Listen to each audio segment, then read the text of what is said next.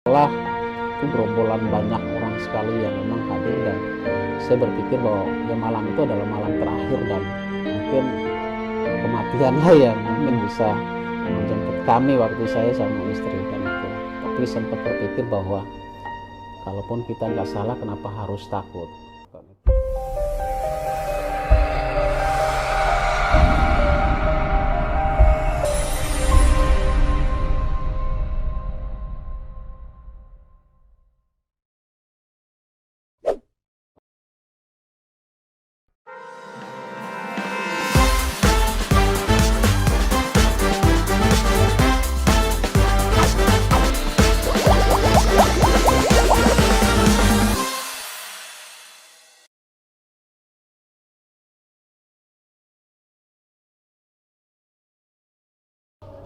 Ya, Assalamualaikum warahmatullahi wabarakatuh. Waalaikumsalam. Salam sejahtera untuk kita semua. Berjumpa lagi dengan saya Sahrudin di program Ngopi bareng LMK RBS. Ngopi, ngobrol pengalaman inspirasi adalah sebuah program LMK yang merupakan penyampaian informasi kewilayahan dari mengenal lebih dekat dengan narasumber yang tidak lain adalah pemangku kewilayahan. Berbicara mengenai kewilayahan, khususnya di Kelurahan Rawabada Selatan ini, maju tidaknya wilayah tentunya tidak lepas dari salah satu program-program yang diusung oleh Ketua RW setempat. Kali ini LMK mencoba ngobrol-ngobrol bersama salah satu Ketua RW yang di dalam program-programnya banyak sekali ide-ide yang sudah direalisasikan untuk kemajuan wilayah. Salah satunya mengenai realisasi Pergub 90 tahun 2018 tentang penataan kawasan pemukiman. Dan beliau juga pernah mewakili Kelurahan Rawabada Selatan dalam program Pokmas RBS untuk menyampaikan di Radio Sonora. Siapa lagi kalau bukan Bapak Ketua RW 10, Bapak Franciscus Saverius Pati. Assalamualaikum Pak RW. Waalaikumsalam. Gimana kabar? LMK, alhamdulillah baik. Alhamdulillah. Lagi sibuk apa nih Pak RW? Ya, alhamdulillah sekarang baru mulai masuk pekerjaan pertama setelah kemarin ada musibah sedikit di kampung halaman, namun harus kembali fokus untuk wilayah. Ya, tetap semangat. Memang kita perlu ketahui bahwa Pak RW 10 baru pulang dari Nusa Tenggara Ya, timur. yang sedang mengalami duka. Turut berduka cita Pak RW Siap. atas meninggalnya orang tua. Mudah-mudahan diterima dan mendapatkan tempat yang terbaik. Amin. Mohon maaf mengganggu waktunya. Dalam kesempatan kali ini kami mencoba mau ngobrol-ngobrol bareng Pak RW karena kita melihat Pak RW ini banyak ide-ide tentang pembangunan kewilayahan. Tapi sebelum ke sana, kita mau tahu dulu nih, masyarakat pengen tahu Pak RW itu sebenarnya dari mana sih? Atau mungkin bisa perkenalan diri dulu. Oke. Silakan Pak RW. Oke, terima kasih. Langsung ya. Ya. Saya lahir di salah satu kampung ataupun pedesaan yang mungkin buat saya itu adalah kampung yang memang sangat spesial buat saya, yaitu di NTT, Nusa Tenggara Timur, Kabupaten Lembata, Kecamatan Lebatukan, Desa Paupana. Saya lahir di tanggal 3 Desember 75,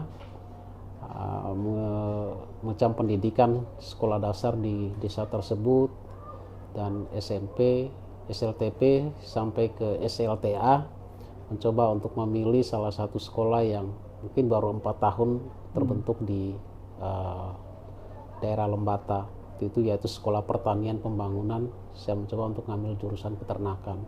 Lulus tahun 95, melihat dari perkembangan zaman waktu itu, mencoba untuk memilih merantau karena memang ada saudara keluarga juga di Jakarta, sehingga hijrah dari kampung tahun 95 dan nyampe di Jakarta, mencoba untuk memilih satu pekerjaan yang lain, beda juga dari background pendidikan saya, yaitu di galangan kapal. Waktu selama hampir 18 tahun saya bekerja di situ. Tahun? Jadi dari tahun 95 sampai dengan 2013 lah. 2013 itu akhir berhenti, mencoba untuk mengundurkan diri dari perusahaan itu sendiri, berpikir bahwa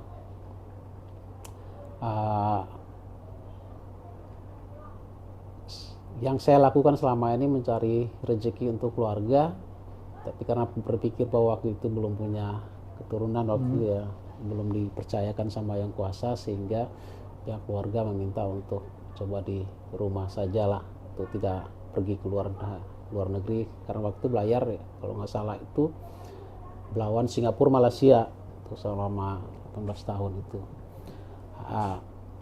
Masuk ke Tanah Merah saya 2002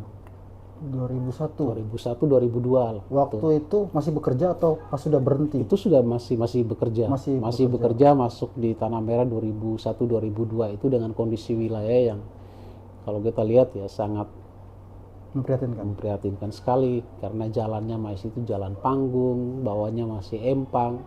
Namun berusaha untuk mencoba berpikir bahwa apa sih yang nggak bisa, kan itu.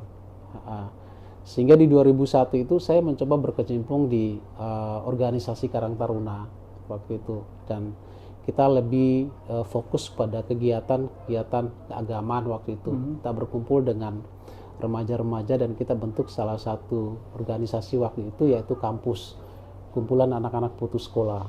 Oh, namanya kampus. Kita kumpul itu, kita bentuk. Kesepakatan kita ketika kita buatkan kegiatan ini, anggarannya dari mana? Sempat teman-teman berpikir kenapa kita nggak kelola sampah saja waktu itu. Sehingga karena teman-teman muda itu kita mengelola sampah untuk membiayai kegiatan pengajian waktu itu, yaitu maghrib pengaji yang dilakukan di Mushola Darul Maghfirah. Oh, pertama di RT 1 itu. Disitulah sehingga membuat saya mencoba untuk kenapa tidak maju lebih jauh lagi untuk membangun wilayah ini, kan itu. Sempat menjadi pengurus RT juga, kalau nggak salah sekretaris RT 1. Di tahun 2013 saya diterima dalam satu perusahaan yang kalau nggak salah di Gunung Putri kantornya itu. Petro Oil, PT Petro Oil.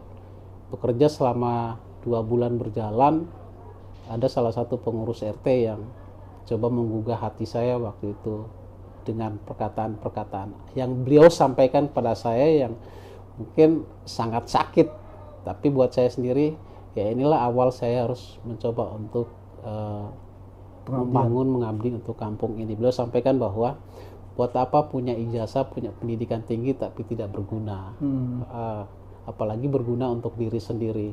Akhirnya saya mencoba untuk memutuskan diri untuk berhenti dari pekerjaan tersebut, dan 2013 coba untuk masuk dalam satu proses pemilihan waktu itu LMK pertama di RW 10 waktu itu, dan alhamdulillah diberikan kepercayaan oleh masyarakat RW 10 waktu itu. Saya menjadi LMK pertama, periode pertama. Periode kedua juga masih dipercaya menjadi LMK. Selanjutnya 2019 itu coba untuk masuk mencalonkan diri jadi ketua RW. Iya. Pemirsa, kita jangan langsung ke sana ya, biar makin penasaran nih. Makin penasaran. Gini Pak Ere, pertama kali datang ke Jakarta, apakah langsung Tanah Merah yang dipilih atau mungkin sempat stay di mana? Sebelumnya saya tinggal di daerah Priuk, Warakas. Oh, daerah Warakas. Warakas waktu itu. Saya juga nggak tahu kenapa saya harus singgah di kampung Tanah Merah ini, dan memang awalnya tidak terpikir kalau memang harus tinggal di sini, kan itu. Dan mengetahui persis bahwa ada salah satu kampung, yaitu Kampung Tanah Merah, yang memang selama ini ditempati oleh masyarakat tapi belum memiliki identitas atau legalitas yang jelas, baik itu RT RW yang masih dibina, masuk binaan RW RW tetangga, termasuk RW 4, RW 1, itu saya tahu persis. Saya waktu itu sempat dengar cerita Pak RW tentang kisah yang menarik menurut saya, yang waktu itu sempat disergap. Ya, mungkin bisa cerita dikit tentang hal itu. Ini sebuah motivasi juga nih. Di cerita 2002 itu ada salah satu saudara-saudara kita yang memang dari timur juga, mereka sempat menjaga lahan yang sempat menjadi konflik antara pihak perusahaan dan pihak warga juga kan waktu itu, sehingga konflik itu terbentuk sampai pada proses hadirnya pihak keamanan. Kami pindah dari Pulau Kandang yang memang karena ada konflik itu sendiri kan itu, sehingga masuk 2001 atau 2002 di Kampung Tanah Merah RT 1 itu ya mungkin semuanya, mohon maaf saya harus nyebut bahwa yang di sana saya sendiri yang memang notabene dari timur, yang kulit hitam lah paling tidak, seperti mohon maaf sebelumnya. Dan waktu itu sangat gencar sekali konflik antara warga dengan saudara-saudara kita dari timur itu sendiri, sehingga pada satu ketika ada satu kejadian, ada pembakaran ordeng rumah, dan pihak rumah yang bersangkutan mengetahui bahwa yang bakar itu adalah saudara-saudara kita yang dari timur. Sehingga saya juga nggak tahu kalaupun memang itu terjadi. Memang waktu itu lagi bekerja juga kan, itu pulang malam sekitar jam 9 malam sampai di rumah, nggak taunya kumpulan dari masyarakat itu dipimpin oleh salah satu ketua RT yang sekarang almarhum juga, Pak Ustadz di RT 4 RW 4 kalau nggak salah itu. Waktu itu sempat datang, dan memang saya waktu itu masih ngontrak, dan depan rumah itu kalau nggak salah itu gerombolan banyak orang sekali yang memang hadir, dan saya berpikir bahwa ya malam itu adalah malam terakhir, dan mungkin kematian lah yang mungkin bisa menjemput kami waktu saya sama istri kan itu. Tapi sempat berpikir bahwa kalaupun kita nggak salah, kenapa harus takut kan itu. Sehingga saya memberanikan diri untuk membukakan pintu. Ketika saya buka pintu, Pak RT-nya sampai menyampaikan ke saya bahwa oh ini bukan orangnya, kita salah orang. Mulai dari situlah saya dikenal sama masyarakat di sekitar itu. Berarti awal mulanya dari situ ya. Dari situ. Suatu tragedi yang sangat apa ya, mengenaskan hati juga, karena kan dan mungkin tentang fisik juga nih Pak. Dan mungkin juga Pak LMK, kalaupun memang kejadian itu ketemu ketika saya pulang kerja, mungkin beda lagi ceritanya lagi beda kan itu, karena memang saya sudah sampai ke rumah baru mereka datang. Tapi kalau ketika berpapasan di jalan, mungkin beda lagi ketika itu. Bisa digebukin massa, bisa juga. Tapi saya mengambil hikmahnya saja dengan kejadian itu, akhirnya bisa berbaurlah sama masyarakat di sekitar, dan masyarakat dulu di situ ya orangnya sangat baik-baik semua. Padahal sampai saat sekarang mereka tidak memandang suku, agama ataupun warna kulit ya. Kita semua sama. Ya, itu yang membuat saya betah dan sampai sekarang masih tinggal di Kampung Tanah Merah, khususnya Pelumpang sendiri. Ya, terima kasih Pak RW. Ini sebuah cerita yang sebelumnya masyarakat mungkin tidak tahu. Pak RW ini pernah disergap oleh warga, rombongan warga yang mengatakan bahwa pelakunya adalah Pak RW waktu itu ya.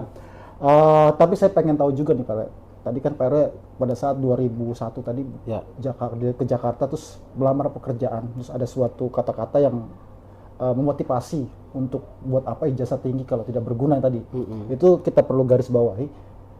Sebelumnya kalau boleh tahu nih Pak RW, gaji di tempat kerja waktu itu berapa sih? Saya waktu itu kerja di Petro Oil itu waktu 2 bulan, per bulannya itu sekitar 6 juta per bulan lah. Wow. Itu tahun 2013 tuh. 2013 sudah 6 juta per bulan tuh.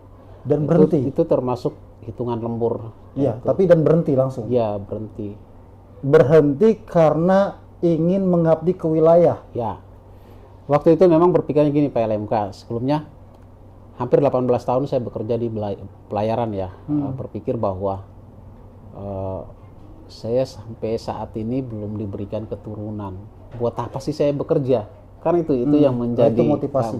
Menjadi itu saya. Dan memang ketika itu 2013 saya sempat membiayai ada 12 anak kita, anak-anak di RW 10 yang memang sempat saya membiayai mereka untuk ikut kejar paket. Putus sekolah tadi. Putus sekolah. Coba untuk menampung mereka, terus membiayai mereka untuk kejar paket. Dan setelah kejar paket ya berkomunikasi dengan salah satu guru yang waktu itu adalah ketua RW Pak Sony, untuk mereka kita masukkan ke sekolah formal yaitu di Gunung Jati waktu itu. Dan alhamdulillah sudah ada yang memang sudah bekerja sekarang, salah satunya sekarang kita rekrut jadi sekretaris RW. Oh iya salah satunya ya. Ya pemirsa, itulah yang disampaikan Pak RW tadi. Yang jadi pertanyaan kita adalah kenapa gitu dengan gaji sekitar 6 juta pada saat tahun itu sangat besar ya, mau mengabdikan, ternyata ada motivasi untuk terjun ke wilayah apa gitu. Kita sudah tahu semua. Setelah berjalannya waktu, Pak RW sudah memimpin kewilayahan khusus di RW 10, kami melihat juga banyak ide-ide yang out of the box. Kayak kemarin pemilihan pakai sampah, kemudian banyak program-program yang sudah berjalan, salah satunya mungkin Pergub 90 tahun 2018 tentang penataan kawasan pemukiman. Dan Pak RW waktu juga sempat mewakili Pokmas Rawabadak Selatan untuk hadir di Radio Sonora untuk menjelaskan tentang program Pokmas. Nah, pada kesempatan ini kita juga mau dengar sedikit tentang isi dari Pergub 90 tahun 2018 itu apa sih Pak RW? Kemudian apa ya tentang Pokmas itu? Banyak juga masyarakat belum tahu Pokmas itu apa, mungkin bisa disampaikan. Sebelum saya masuk ke Pokmas, coba sedikit saya menceritakan sedikit kronologis terkait dengan proses pemilihan RW. Ya mungkin agak berbeda dengan RW-RW yang lain ya, khususnya di Kelurahan Badak Selatan. Mungkin juga DKI Jakarta kalau saya lihat gitu. Di sana saya mencoba untuk menyampaikan ke teman-teman panitia, kita melihat dari sisi sampah DKI Jakarta per hari aja hampir puluhan ton sampah itu sendiri. Gimana caranya dengan hadirnya 7 perwakilan dari masing-masing RT, mereka ini bisa menjadi motor penggerak untuk perubahan pemilahan sampah di masing-masing RT. Sehingga saya mencoba untuk memberikan satu ide bahwa kenapa kita tidak mulai dari sampah untuk proses pemilihan itu sendiri. Dan itu juga mempermudah teman-teman panitia juga kan itu. Biaya untuk membuatkan surat suara juga tidak ada. Nah, di sana kita punya satu sisi positif yaitu mengedukasi masyarakat untuk memilah sampah itu sendiri. Teman-teman RT, panitia dan LMK sendiri juga menyepakati apa yang saya sampaikan itu waktu itu. Sehingga panitia sendiri sangat-sangat terbantu dengan minimnya biaya untuk proses pemilihan, pencetakan surat suara sampai pada kegiatan selanjutnya untuk proses pemilihan itu. Awalnya kami berpikir bahwa ini bisa berjalan dengan lancar enggak tuh. Namun alhamdulillah banget berkat kesiapan panitia sampai pada proses pemilihan. Itu adalah momen yang sangat-sangat spesial banget waktu pas proses penetapan ketua RW karena memang calonnya tunggal. Dan waktu itu juga sudah menyampaikan ke teman-teman RT bahwa saya sudah tidak maju lagi, dalam arti bahwa saya melihat rekan-rekan muda kita ini mudah-mudahan diberikan kesempatan untuk maju sebagai ketua RW untuk sama-sama kita membangun wilayah ini. Saya sendiri berpikir bahwa tidak menjadi kepengurusan RW juga saya masih berbuat untuk wilayah ini, sehingga pada waktu proses pendaftaran saya tidak maju waktu itu. Namun kehadiran tokoh masyarakat, teman-teman RT di rumah waktu itu menggugah hati pihak rumah, dalam hal ini istri, untuk memberikan kesempatan untuk memimpin wilayah lagi. Masuk lagi ke kegiatan yang saya rasa ini sangat-sangat spesial buat warga Tanah Merah ya. Dengan adanya Pergub 878 terus Pergub 90 2018, ini menjadi satu cikal bakal untuk pembangunan Tanah Merah ke depan. Sebenarnya prosesnya juga agak berbeda karena memang semua kegiatan-kegiatan terkait dengan Pergub 90 dan Pergub 878 semua itu berawal dari usulan masyarakat sebenarnya, yang memang diakomodir oleh waktu itu kalau pendamping konsultan Pak LMK sendiri juga ikut menjadi pendamping juga, sehingga usulan masyarakat itu ditampung dan semuanya itu terrealisasi di tahun 2021 dari kolaborasi implementasi program CIP ya. CIP itu sendiri. Dan kami sangat bersyukur sekali Pak LMK bahwa apa yang menjadi usulan dan semua perencanaan itu melibatkan masyarakat khususnya di RW 10. Pada akhirnya apa yang selama ini kita berpikir bahwa hanya kita datang ikut sosialisasi, koordinasi dengan pihak-pihak terkait, mungkin hanya sebatas ya, mungkin hanya apa ya, dibilang kapan terrealisasinya kan itu formalitas saja. Namun harus benar-benar kita berpikir bahwa Pemprov DKI Jakarta ini memang sangat berpihak sekali terhadap masyarakatnya. Tuh. Ya, kita lihat realisasi Pergub tadi sudah banyak perubahan, penataan kawasan tadi, fisik, non fisik. Fisik. Yang Pak RW lihat sekarang ini perubahan dari antara tanah merah dulu dengan tanah merah sekarang apa sih, Pak? Sebenarnya perubahan dulu dengan sekarang itu sangat jauh sekali, Pak LMK. Kita kalau mengambil dari kegiatan-kegiatan yang dulu, saya mencoba untuk masuk pada keterlibatan masyarakatnya dulu ya. Kalau dulu masyarakat itu sangat enggan sekali terlibat dalam kegiatan-kegiatan di wilayah. Tapi sekarang masyarakat sudah mulai proaktif nih. Contohnya salah satunya yaitu usulan-usulan masyarakat yang memang dilibatkan waktu proses pembuatan CIP kalau nggak salah ya. CAP ya. Community Action Plan itu, ya itu bisa terrealisasi karena memang semua berawal dari usulan masyarakat sebenarnya itu kan itu. Jadi saya bersyukur sekali dipercayakan oleh masyarakat khususnya di RW 10 dan masyarakat di sini. Saya yakin bahwa ke depan siapapun yang menjadi RW nanti atau pengurus wilayah nanti ya bisa berhadapan dengan orang-orang atau masyarakat yang memang di sini beda suku, agama, namun kami semua selalu hidup berdampingan satu dengan yang lain yang sangat akrab dan bagus sekali. Ya, tadi juga kita sempat menyinggung Pokmas. Ya. Mungkin Pokmas juga belum dibahas nih. Pokmas itu apa sih, Pak? Pokmas itu sebenarnya kelompok masyarakat. Jadi kelompok masyarakat juga memang sangat sangat aktif sekali.